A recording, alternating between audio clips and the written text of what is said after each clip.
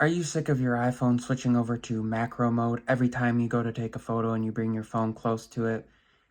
Well, let me show you how to change that real quick.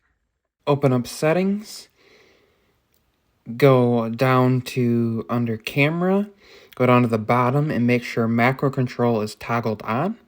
Then we will open up the camera, go into Photos, and you will see here as I bring this close to an object, the little icon with the flower pops up that's yellow. If you toggle that off, now macro mode will not enable when you bring it close. If you want it to toggle that back on, you'll see as you bring it close, hit it again and it's back on. And as simple as that, you've now set it up so that your iPhone does not go into macro mode if you don't want it to, and you know how to enable it if you do want it to. Thanks for watching. Please like, comment, and subscribe.